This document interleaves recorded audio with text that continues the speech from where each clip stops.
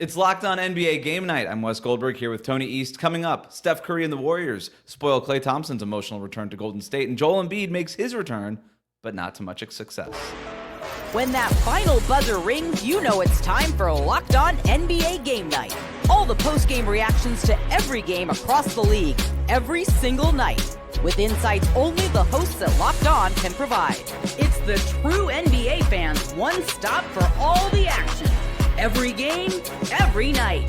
It's Locked On NBA Game Night. Tipping off now. Welcome to Locked On NBA Game Night. Every game, every night. Wes Goldberg here with Tony East. However you might be tuning in on YouTube or your favorite podcast app, thanks for making Locked On NBA your first listen every day. Today's episode is brought to you by FanDuel. You can start the season with a big return on FanDuel. New customers can place a $5 bet, and you'll get started with $150 in bonus bets if you win your first $5 bet. Visit FanDuel.com to get started. Got a jam-packed show for you today, including Joel Embiid making his season debut and a bunch of games from the first night of the NBA Cup. But let's start with Warriors, Mavericks, Klay Thompson's return to the Bay Area. It was one of the most anticipated games on the schedule. And Tony, it lived up to the hype. The Warriors win it, 120-117. Klay Thompson matching his season high with 22, but the Mavericks lose in Golden State. Klay Thompson got all the attention, but it was Steph Curry who went on a 10-0 run in the final 3 minutes and hit him with the night-night to win the game. 37 points for Steph for the game. Tony, was this the game that you hoped it would be? Yes. Poor Klay, his first time on the other end of one of those Steph flurries was the very first chance it could happen.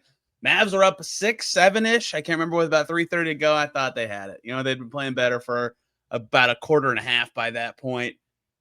Never mind. It's Steph's building. He let us know after the dagger 3 with the night-night, although not quite the dagger because Quentin Grimes had something to say about it. Hitting every shot along the way. The only misses for the Warriors down the stretch were the shots that Steph Curry didn't take. I love those kind of games from him. Jared Wade said it best years ago.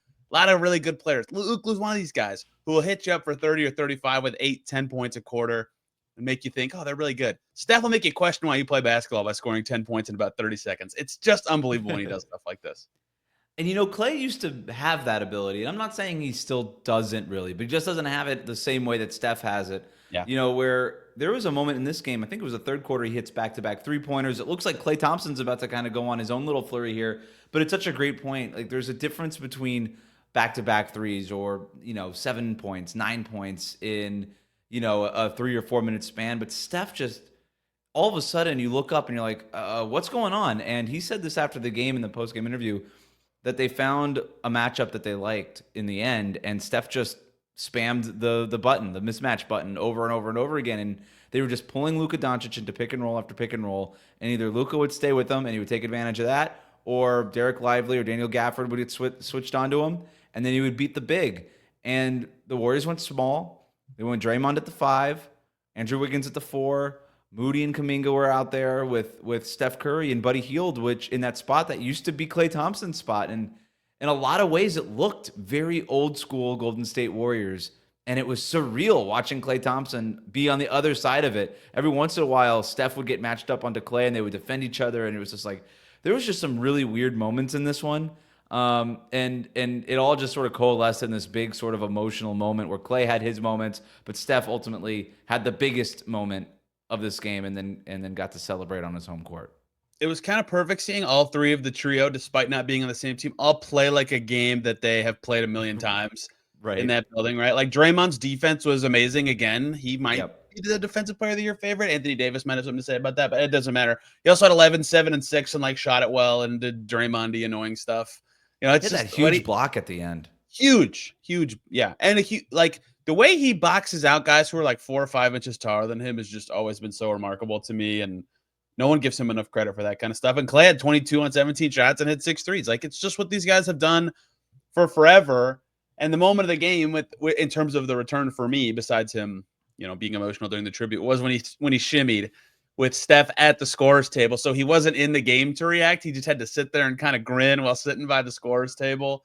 And then he had another 3 right after. Again, it was so perfect to see all that and all the people in the captain's hats going nuts. Like it was like a perfect basketball night in every way. Unless You you're know a Mavs what? I was in with on the captain hats as a celebratory thing and giveaway, and then I saw it in person, or not in person, but I saw it on TV where everybody was wearing them at Chase Center, and I was like, this is a little too much like fry cook convention and bikini bottom for me. Like it was just it was. I'm not sure I loved That's it. such a good reference, though. So the Warriors are 9-2 after this game. They are doing it in, I think, in an unexpected way. Steve Kerr plays 11 guys tonight. He's been playing 11, 12, 13 guys most every night, typically keeping his star players even minutes low. Steph Curry played 35 minutes in this game, and that's kind of rare for him to do this year. These guys are playing mostly in short bursts. Draymond and Steph being capped out at like 30 minutes a game. I think with everything riding on this game and how close it was in the end, obviously they played a little bit more. But still, Steve Kerr going 11 deep. What do you think about the kind of zooming out, the 9-2 Warriors here? And do you think what they've been doing here is sustainable? It's the NBA Cup. Steve Kerr had to shorten his rotation from 11 to 13, or from 13 to 11, excuse me, in this game. Yep. No slow-mo, no Lindy Waters, two guys who have been good for them and like contributed to wins. It's a totally new thing for them to kind of go through this iteration of what they do with too much depth, right? They've been so money strapped. I mean, you covered them during this stretch for forever with these stars and expensive players that it was like the best four guys and then Looney and like any minimum guy that would come to Golden State. They're like, yes, thank God. We have another player who can play. Now they have like so many guys that this happens where guys who are good aren't playing. And Steve Kerr's just trying to figure out who should play at what time. And he's doing a great job of it, right? Like every lineup that's out there, I'm like, yep, this makes sense. These five guys click and it works. And they don't, I mean, tonight they did, but they don't have to rely on Steph all the time. Buddy Hield can go crazy and they win in Boston, or, any number of guys can step up and they win in Oklahoma City, right? It's very different from what we've seen from them for forever with KD and Klay because they're not on the team anymore. And it still works. And it's a credit to Steph and Steve Kerr and what they're able to do all the time. Yeah, I'm not sure if the shooting will stay where it's at, right? They even shot 34% in this one, which isn't near where their league average or their season average has been. I don't know how far you can go with this rotation. I think it's fine right now, and I think it's great to kind of keep these guys fresh. And I made this point last week, but keeping these guys playing in shorter spurts, it makes it so that they could give more effort defensively when they're out there. And I think that's a big reason why Golden State's defense is propped up a little bit more than you would think looking just at the roster and the personnel that they have. You're like, wow, it's Draymond Green and no other good defenders on the team other than Gary Payton II. And maybe Kevon Looney in certain matchups. Anthony Melton hater Wes Goldberg has chimed in. 26 minutes from D'Anthony Melton tonight. He actually played pretty well. So, yeah, I don't know, but I'm also not going to rule them out, and they're playing like this, and it's a lot of fun. Let's go to the Mavericks side of this thing. They fall to 5-6 after the loss. Here's Nick Angstadt from Locked On Mavericks with more. It's time to have a conversation. Luka Donic, 31 points. The Golden State Warriors game kept him alive through the first three quarters. The only thing going on offense, give him all his props through the first three quarters. Did a lot, put the team on his back for a while.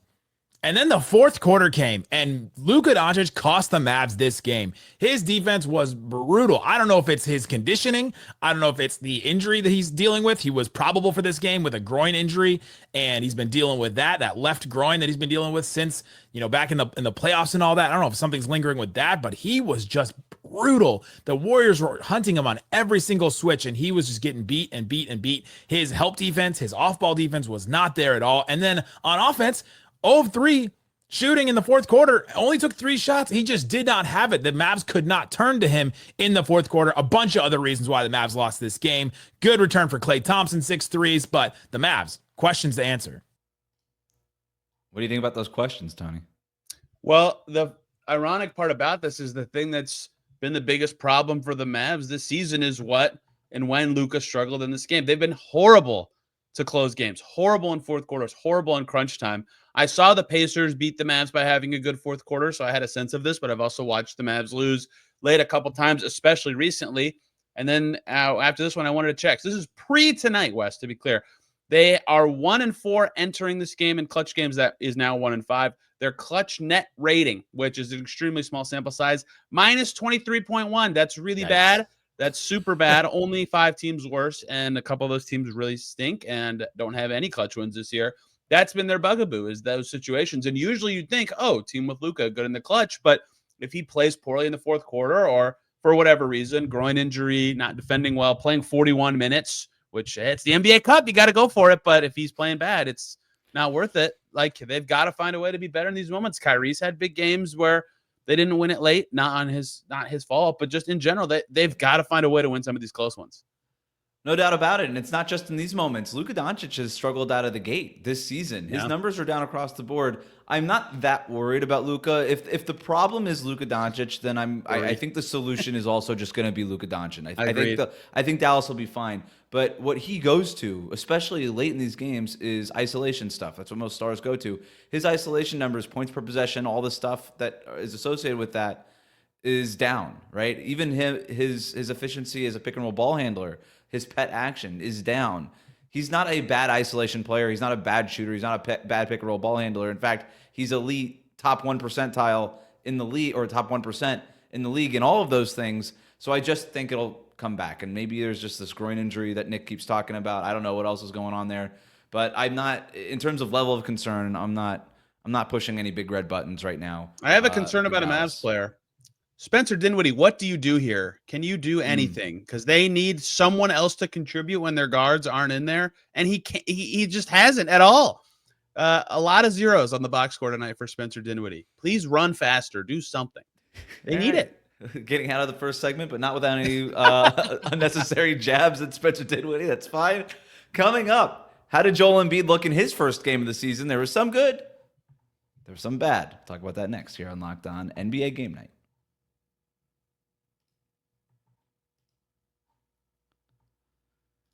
Today's episode is brought to you by FanDuel. Get ready to attack the NFL action with FanDuel, America's #1 sportsbook. Because right now, new customers can bet $5 and get $150 in bonus bets if you win. The FanDuel Sportsbook app gives you everything you need to place live bets on the NFL all in one place. So when you get a hunch in the middle of the game, you can check out the latest stats, view live play-by-play, and so much more on the same page where you place your bets. Just visit FanDuel.com to join today. You'll get started with $150 in bonus bets if you win your first $5 bet. And based on what we're about to talk about, maybe you can get some odds on the Atlanta Hawks winning this NBA Cup. Might be worth looking into. That's FanDuel.com. Never waste a hunch. Make every moment more with FanDuel, an official sportsbook partner of the NFL. Thanks again for making Locked On NBA Game Night your first listen. Every game, every night. Best way to support the show is to subscribe on YouTube and on your favorite podcast app. Before we get to Hot Celtics, let's talk about 76ers Knicks. Joel Embiid's first game of the season. He goes for 13 points on 2 for 11 shooting, 1 of 5 from three-point range. Was a -7 in his 26 minutes. The 76ers lose this game 111-99. But Tony, what did you think of Joel Embiid's first game? Yeah, how about PG and Embiid linking up for the very first basket for the Sixers? High, we go, okay, here we go.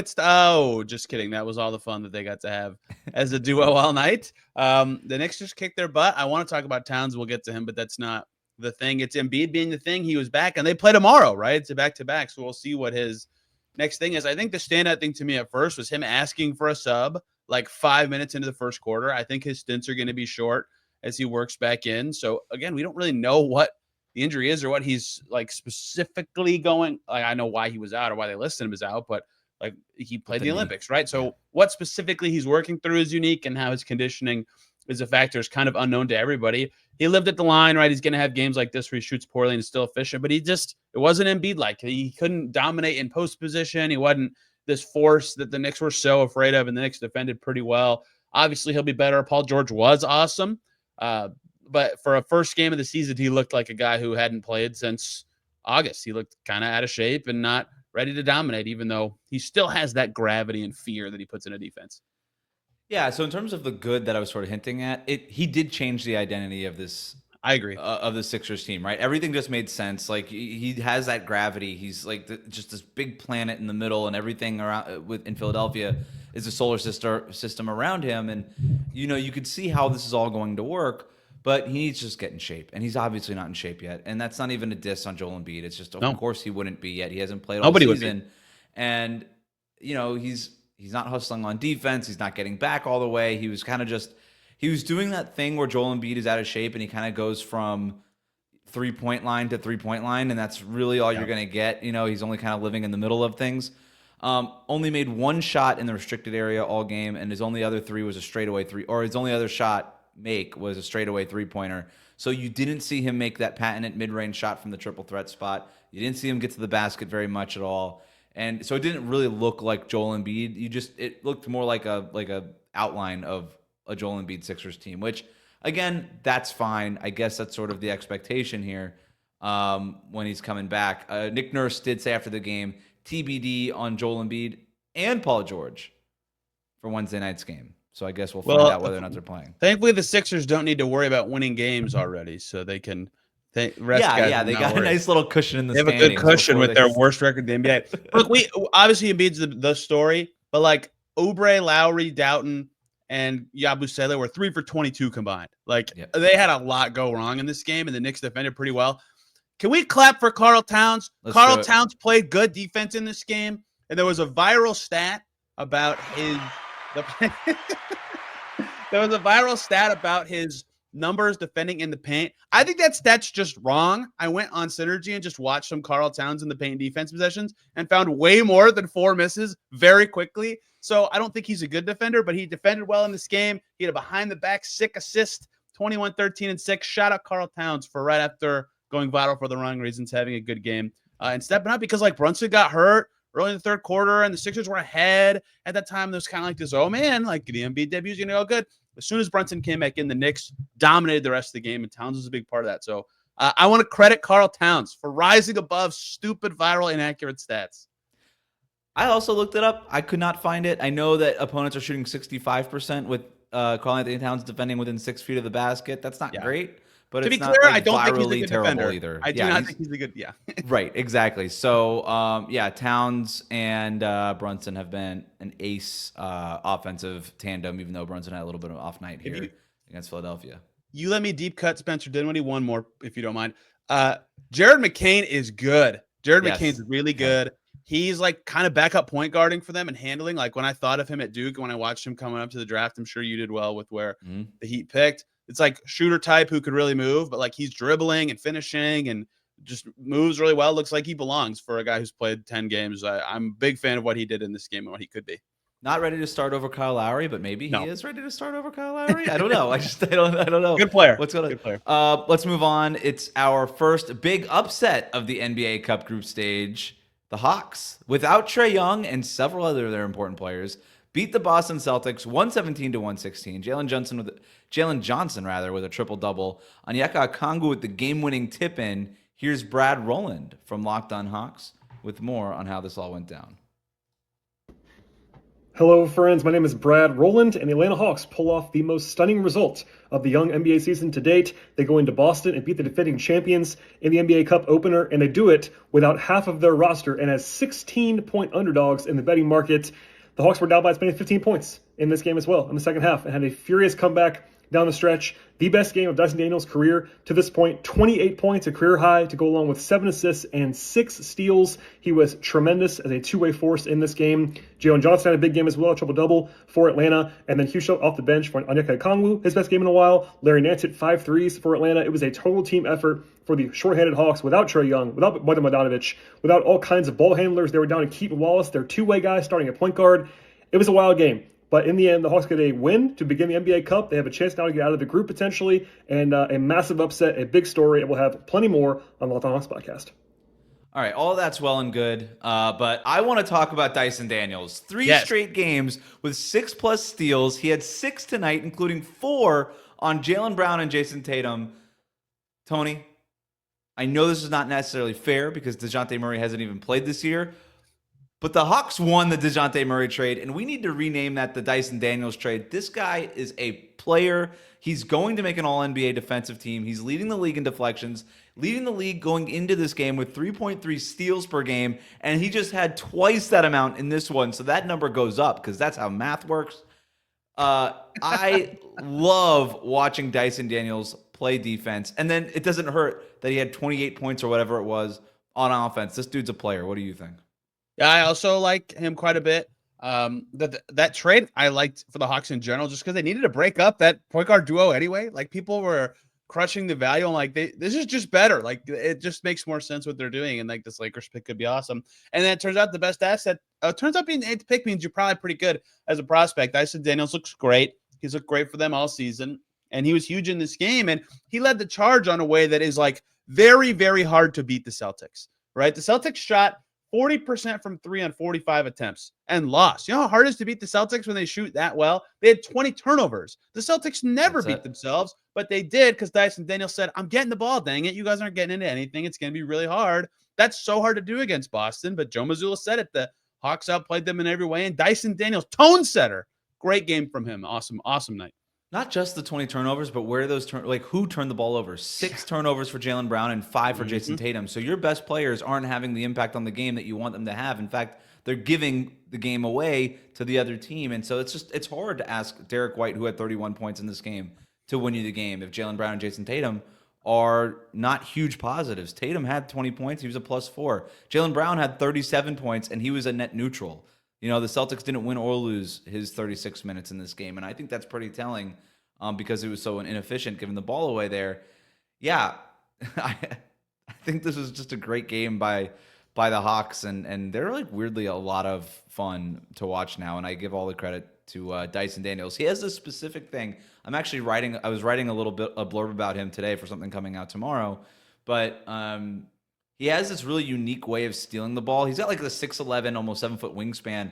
And what he'll do is when you're running your pick and roll, he's going to fight over that screen and then end up on your hip. So once you think you're in the clear as that ball handler, one of his arms will just come in and poke the ball out, and he'll poke it kind of back towards him and grab it and take off the other end. And I call it like the Dyson Dash because that's what it is. It's just like he just grabs it and goes. And it's like these huge swing plays that he has for Atlanta. So he's a lot of fun.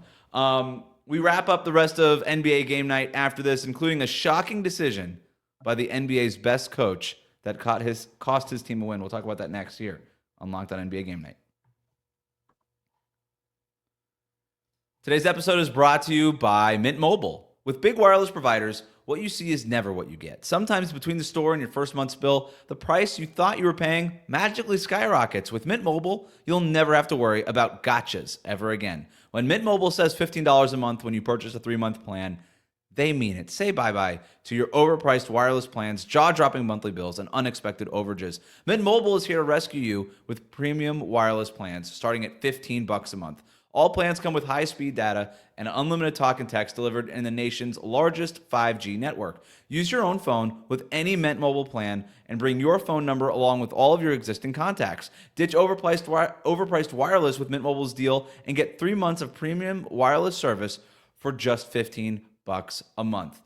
To get this new customer offer and your new 3-month premium wireless plan for just $15 a month, go to mintmobile.com/lockedonnba. That's mintmobile.com/lockedonnba. Cut your wireless bill to $15 a month at mintmobile.com/lockedonnba.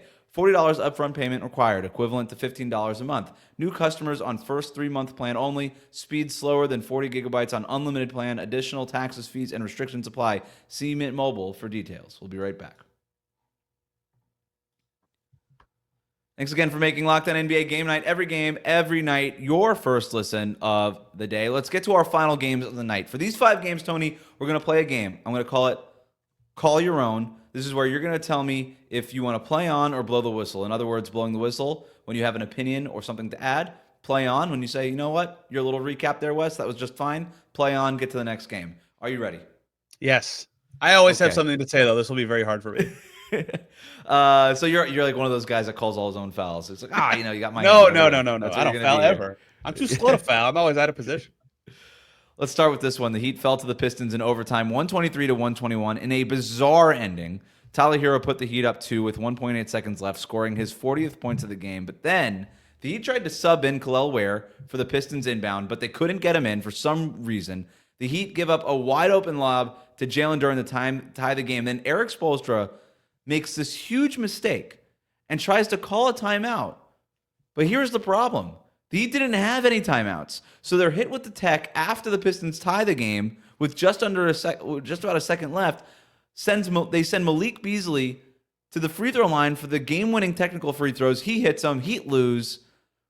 That's it. That's the game. It was one of the weirdest things. And for all the coaches to make this kind of mistake, calling a timeout when you don't have one in a tie game with a second left, where you basically don't give yourself a chance to win the game. Eric Spoelstra would have been like the last of all the 30 head coaches. He would have been the last one I would have thought would do this, and that's what happened. So call your own, Tony. What are we doing? Keep me going just for a sec. One, because I think it's fascinating that he admitted post-game that he knew, he was reminded right before the play, you don't have a timeout. That's how frustrated he was at. My guess is Terry Rozier for not bumping down on Jalen Duren, just going right past him for this wide open lob. I mean, that wasn't a Heat defender within 5 feet of the guy. I mean, that's how you know it wasn't even that he wasn't thinking. He was just that mad in that moment, right? And I also gushed about Tyler Hero 2 days ago on this very podcast, so I won't again, but that dude is balling. At least this time, Bam also had a good offensive game. Yeah, I think that's exactly what happened with Eric Spoelstra, and this is it's what I was thinking even before the post-game news conference was. I think all those Eric Spoelstra memes with the crazy facial expressions and everything that you see on the internet, they were all like mashed into one in that moment. And he was just so frustrated. He came out, tried to call a timeout, and then immediately recognized that he didn't have one and knew that he blew the game. And I think he was even more frustrated over that. So a real tough loss for the Heat to start off the NBA Cup, which is a thing that matters. Let's keep going. The Magic beat the Hornets 114-89. It was a duel between LaMelo Ball, who scored 35, and Franz Wagner, who had 32. The Hornets turned the ball over 22 times in this one. Here's Philip Rossman-Reich with Locked On Magic with more. This is Philip Rossman-Reich, the host of Locked On Magic, as the Orlando Magic defeat the Charlotte Hornets in runaway fashion, 114-115-89. Sorry if I don't have that score exactly correct. For the Orlando Magic, this is now 3 games in a row, 3 straight wins after their 5-game losing streak on the road. And the thing that stood about this game is the Magic really look like themselves. They really got their swagger back. And a lot of that obviously comes from Franz Wagner scoring 32 points, not having to play the fourth quarter for the 3rd straight game. And a lot of that just comes from the Magic's defense tightening the screws. They gave up 37 points in the middle 2 quarters, I believe, and just did not allow Charlotte to do anything. Charlotte had 8 turnovers in the 2nd quarter as Orlando blew this game open. During that losing streak on the road, Orlando did not look like themselves. They looked like they were still adjusting to losing Paolo Banchero to a major injury. Now this Magic team seems to have settled themselves. They seem to have found themselves again, and they're proving that they can win without Paolo Banchero, at least for the time being. A big win to start the NBA Cup and a huge, huge confidence boost. Anything on that, Tony? Phillips got us. Play on. The Bucks got their 3rd win of the season, beating the Raptors 99-85. They did it! Despite missing Damian Lillard, they had a new starting lineup. They got 23 points from Giannis. And, Tony, for the first time all season, they held their opponent to under 100 points. Play on or blow the whistle? I'm going to blow the whistle because you nailed the thing that's most interesting to me. I keep saying they should start Andre Jackson. They really need the athleticism he provides. Everyone who covers the Bucks says they should start AJ Green. AJ Green's awesome. He fits really well with what they need. He shoots it well. They started AJ Green and they won. So it turns out people who cover teams are better than me at identifying what the team that they watch all the time needs. AJ Green can help them a little bit. Andre Jackson still played a bunch and had their best plus minus. We all win. I think this might be what the Bucks settle into when Dame comes back, is this AJ Green in the starting lineup group. Very strange. I was so psyched about what Gary Trent could be for them. Now he's playing 6 minutes. Like it hasn't been what they needed. Yeah, Gary He Trent might have got hurt. I don't know, but no, he's been very bad this year. Very bad. The other weird starter they had, and I understand Damian Lillard wasn't playing, but starting Ryan Rollins in this game and having him play 22 minutes, and he wasn't bad, right? He had 5 steals in this game defensively. That's sort of where he hangs his hat. So you had Ryan Rollins, AJ Green, Taurean Prince, Giannis, and Brook Lopez. Now look, Toronto stinks. You know, they can't figure out how to win games, and so that's a big part of this. But yeah, I think maybe the Bucks are finding or they're at least searching for answers, which is a good step. That's what you have to start searching to find things. I don't want to search this early, but hey, you know what? Wins are wins. The Suns went into Utah without Kevin Durant, who will be out for at least 2 more weeks with a calf strain. They beat the Jazz 120-112. Phoenix's other 2 stars stepped up. Here's Benjamin Garcia from Locked On Suns with more. Suns get back in the win column. Their first win since Kevin Durant goes down with an injury on Friday night against the Dallas Mavericks. beating the Utah Jazz 120-112. Benjamin Garcia locked on Phoenix Suns, and there's a lot of things to get to in this game. Listen, Great Suns animation fans were on this telling video you here. Devin Booker wasn't playing well. Well, it turns out some food poisoning and illness will do that to you, but Devin Booker is all good now. Shooting 11 for 20 from the field, 31 points, had 5 3-pointers in this game, and it wasn't just him. No Kevin Durant, no problem. Bradley Beal steps in the Robin role to Devin Booker's Batman and puts away the Utah Jazz 120-112 in their first NBA Cup game, in the first of a back-to-back, where now they will turn their attention to the Oklahoma City Thunder. I gotta Wow, up my shorts game. Holy smokes, that was good. That was great. That's That's really the good. big takeaway from that. Last one here. Finally, let's go to Portland, where the Blazers beat the Wolves 122-108. A bad loss for the Timberwolves. Robert Williams second, 19 points and 9 rebounds in his season debut. The interesting thing in this one, the Timberwolves kept their starters in despite being 16 down with under 2 minutes left, and that's because of these NBA Cup rules, baby. Because all the point differential stuff in the tiebreaker matters. So the Timberwolves keep Anthony Edwards, Julius Randle, all their guys. They keep them all out there, despite the fact that the game was already over, because they said, well, we're down 16, but it could be worse. We could be down 20, 22, and that could end up biting us at the end of this group stage play. Anything else strike you from this one? Yes, very funny timing. Blazers 3-point shooting. Sunday night, they played the Memphis Grizzlies. They were 4 for 42 from deep, 9.5%. Tonight, 18 for 32. Sometimes that just kind of happens in the NBA. Tumani Kamara is a beast. You know how hard it is to prevent Julius Randle from moving around the floor, and he prevented Julius Randle from moving around the floor. They probably just had their best shooting night of the season, but they did a lot of legitimately very good things to force a bunch of turnovers and make the Timberwolves look rough. I think these teams play again tomorrow. Expect a very, very angry Minnesota squad. They need anger. They need anger, I guess. I suppose it would help. It would also help if they got Dante DiVincenzo to play like Dante DiVincenzo. He's been bad. Yeah, what to happened? Start the season. I don't know. Preseason, we were gushing about the guy on this show. He looked amazing. I don't think he's made a shot when I've watched the Wolves all year.